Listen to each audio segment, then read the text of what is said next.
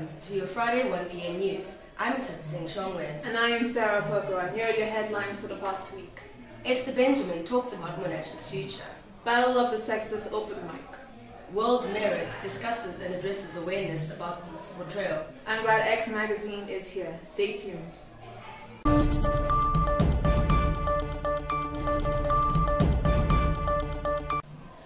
Welcome back and thank you for joining us. This is Mo News. The CEO of Monash South Africa and Africa Laureate Operations, Esther Benjamin, came to visit on Wednesday to speak to Mo Radio in honor of Women's Month. She addressed how Monash was developing not only as an institution but also as a community. Here is Tatenda with more.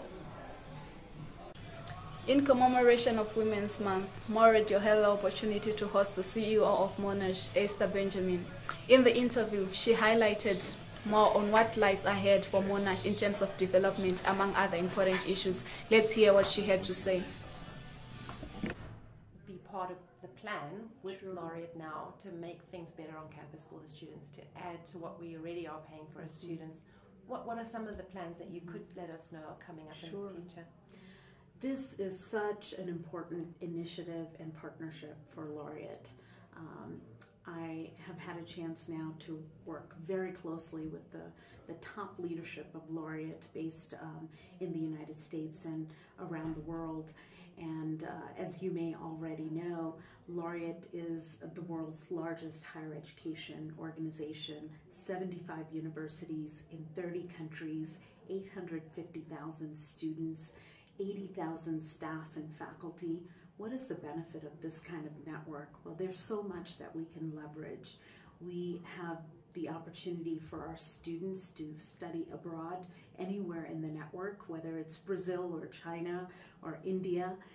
You essentially, as part of the tuition that you're already covering here, you can go and study anywhere in the network. Our faculty are already beginning to exchange with other faculty and other universities around the world. And Laureate's going to be investing in this campus. This is an important partnership for us. We see this as ground zero, or the anchor, the signature initiative for the organization on this continent. We want to make sure that what we do here is a huge success. We want to see two things, bottom line. We want more students and we want more programs. This year, in the first semester, we had over 45% increase in new student enrollment, which is terrific. And we noticed that, if I can add, parking's a bit of an issue. Parking is a challenge, and we plan to address that. And even in the second semester, we've had close to 40% more students, and we will be making sure that the quality of the education we provide here remains the same or improves even further. We want to make sure in the coming years that we introduce some programs in different disciplines that are needed in this country and in the region. We're doing market research, we're doing surveys of employers, we're looking at trends in South Africa and in the region. We want to make sure that the programs that we introduce here are well aligned to the needs of the country, to the priorities identified by the South African government, and consistent with the trends in the region. So you will see new programs. They won't be quite in 2015, but in 2016 and beyond, you'll see the introduction of new programs, and programs that many of our prospective students ask us if we have. And today we're at about 4,000 students. The capacity of this campus is actually significant. We will build likely additional residence halls and academic buildings in the future to address the additional needs, but we do plan to go from 4,000 to about 9,000, 10,000 students in the next 4 to 5 years. Wow. In an interview with a second-year student, he expressed the need for more parking space if Monash is talking expansion, as he struggles to find parking space. We cannot talk about expansion when we are failing to even find some parking space. That's ridiculous to me. The school needs to focus on infrastructure development first. Thus, it remains to be seen if the CEO of Monash and the school administration would deliver to the expectations of students as they promised. Tatenda Chiwere reporting for More News. Thank you for that, Tatenda. On Wednesday, Monash South Africa held its first open mic session of the semester. In celebration of Women's Month, the discussion was themed The Battle of the Sexes. Here, issues on gender equality, empowerment, and women's rights were brought forward by concerned students. Here is Tedira with more. On the 27th of August, Monash South Africa held its first open mic session, which had the theme Battle of the Sexes. The debate was dedicated to the celebration of Women's Month. We met up with the organizer of this event, Vedna Lala, of Student Development, and this is what she had to say. The open mic started about 4 years ago, an initiative to give Monash students a platform to talk about any topic that interests them, to give students an opportunity to sit around and debate about controversial topics, hear people's opinions, and have intellectual debates, give them an opportunity to talk about matters that are relative to the day. Today we are talking about Battle of the Sexes. It's very significant. The reason behind the topic is because it's Women's Month. We wanted to highlight the issues of women, equality, discrimination, stigma attached to women in society in this day and age. This is what I think. I think she's trying to tell me that I'm slow. And the moment you're telling me that I'm slow, and the moment you're telling me I'm slow, alright, that's already bruising my pride. Let's face facts. In a relationship, a guy has his pride. My personal opinion is that we shouldn't discriminate, whether be it in the work environment, be it in a club, societal level, and family level. We should always exercise equality. The discussion went very well. We started on very interesting topics, and Battle of the Sexes is actually a really good topic. So I put my 2 cents in. I said a few things, and I enjoyed it a lot, actually.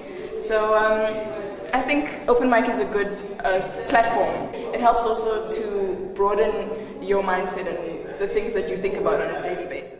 Gender equality and the empowerment of women has been advocated for since apartheid. As we celebrate women in this month of August, students are learning to realize their rights. Reporting for More News is Tadaira Machiriza. On Tuesday, the We Need Youth campaign by World Merit Monash was here on the Monash South Africa campus to spread awareness about the negative portrayal of the youth today and how it can be reversed. Here's Rita Williams' story. The We Need Youth campaign is a campaign that will enable youth to share their views and know how they are important. Today, a number of students have expressed their view on how they think they are important. Let's hear more. Okay, for me, there are a lot of things that make up a school, a lot of extra curriculum, and for me, I see young people as a future of the school. For example, an aspect of art is not really taken very seriously, but youth engaging in an art form can actually make them to move away from other bad situations. And also, it's not just about schooling. There are other things extra you can take to the outside world to become a better person. You never can tell where this world can take you to. So I feel like an aspect of entertainment and culture should be taken very seriously, especially in a place like Monash, Australia, which is where things are lacking behind, because sometimes people are gifted but they end up dwelling away because there's no drive or encouragement for what they love to do. The reason why I think we actually matter as a society is because we are the future. Technically, the generation that is there now, as bad as it sounds, they'll be gone by the time that we start to lead. So we are important. To be shaped now is important for us to lead the world in the future. And we have gone through all of these bad things. For example, like apartheid, wars. We've studied them from an outside perspective. Now we know what to avoid and how to handle the situations that are going to come in the future due to our experiences and our studies and, hearing from people who went through it. And now we know how to avoid that. I think youth today means youth now. Youth is not just a future. Youth is what we are today. And I think especially nowadays, it's a lot of cultural diversity. It's a lot of diversity in general. People are very inquisitive. Everyone wants to know more about other people. And I think that's what defines us now. We are out there to explore, and to see new things and to bring them all together and to make sense of the world around us. This is Ritabile Matang reporting for Mo News. Grad X magazine is a student career and lifestyle guide that helps students broaden their career prospects. Although they are mainly based online, on Wednesday, copies of the magazine were distributed in front of the library building. Here is Tadaira with more. Student Village is here at Building E distributing the Grade X magazine to students. It contains information about jobs and bursaries and a career path for university students. The reason why I took the Grade X magazine is because there are a lot of job opportunities, internship opportunities, and as I'm starting on my final semester, I have to be well versed with what is inside. This magazine is just full of job opportunities, and it's good for students. It equips students on how to work and how to do after they have graduated.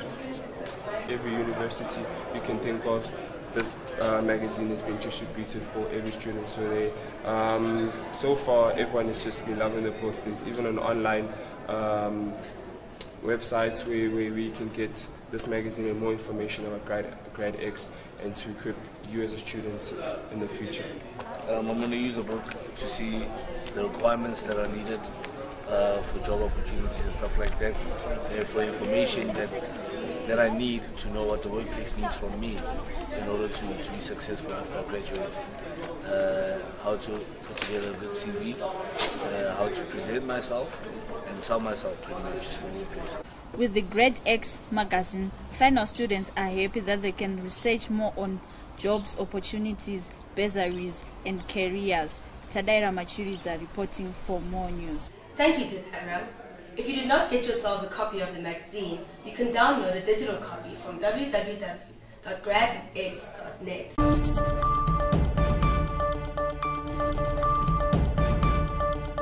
Today's weather will be partly cloudy, reaching a high of only 13 degrees, so please keep warm and stay wrapped up. This ends this week's bulletin. Join us again next week for more updates on Monash, South Africa. Once again, I am Sarah Pogo. And I'm Intabi Singh Shongwe. Thank you for joining us.